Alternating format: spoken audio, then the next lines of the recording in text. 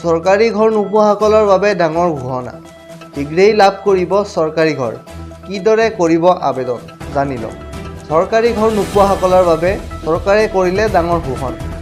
নতুনকৈ আবেদন নকৰাসকলেও লাভ কৰিব চৰকাৰী ঘৰ। কোনো দৰিদ্ৰ লোক চৰকাৰী ঘৰ নোপোৱাকৈ নাথাকে। আজি প্ৰদান কৰা হ'ল 55,000 চৰকাৰী পকী ঘৰ।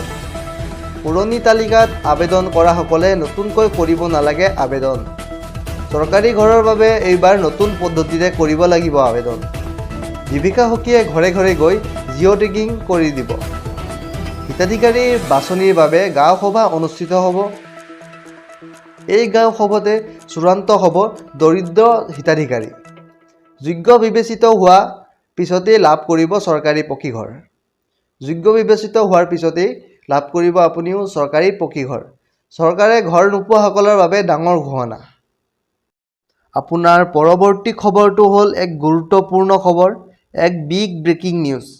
ৰাজ্যত আকৌ আহি পৰিছে পুনৰ ক'ভিড-19। আপুনি পিন্ধিব লাগিব মাস্ক, সাৱধান হওক।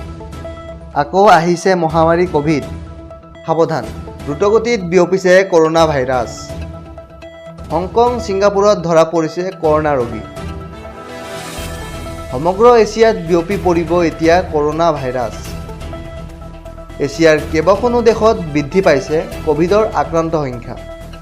হংকং স্বাস্থ্য মন্ত্ৰালয়ে ঘোষণা কৰিছে জৰুৰীকালীন অৱস্থা। 3 মে' পৰ্যন্ত ক'ভিডৰ বিভিন্ন ভেৰিয়েণ্টত আপোনালোকক পুনৰ জনাইছোঁ, সমগ্ৰ এছিয়াত বিয়পি পৰিব কৰোনা ভাইৰাছ। এছিয়াৰ কেইবাখনো দেশত বৃদ্ধি পাইছে ক'ভিড আক্ৰান্তৰ সংখ্যা। হংকং স্বাস্থ্য মন্ত্ৰালয়ে ঘোষণা কৰিছে জৰুৰীকালীন অৱস্থা। আকৌ আহিছে মহামাৰী ক'ভিড। সাৱধান হওক।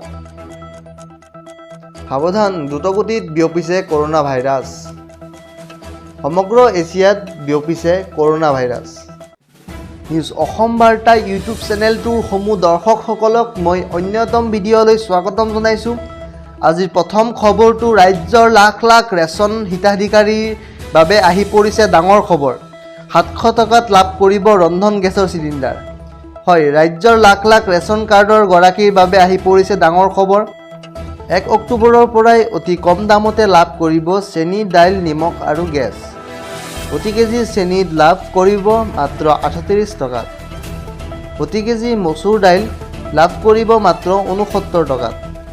প্ৰতি কেজি নিমখ লাভ কৰিব মাত্ৰ 10 টকাত।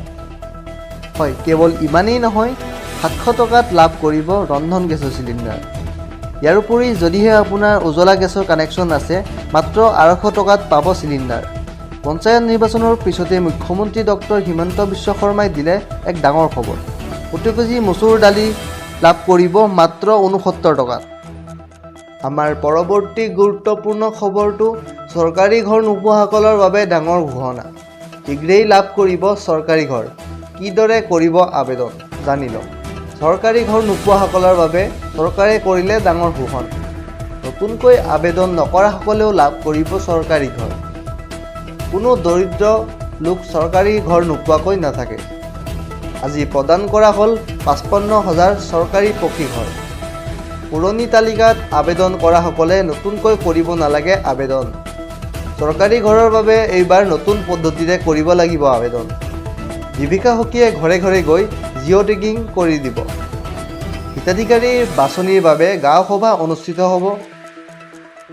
এই গাঁও সভাতে চূড়ান্ত হ'ব দৰিদ্ৰ হিতাধিকাৰী। যোগ্য বিবেচিত হোৱা পিছতেই লাভ কৰিব চৰকাৰী পকী ঘৰ। যোগ্য বিবেচিত হোৱাৰ পিছতেই লাভ কৰিব আপুনিও চৰকাৰী পকী ঘৰ। চৰকাৰে ঘৰ নোপোৱাসকলৰ বাবে ডাঙৰ ঘোষণা।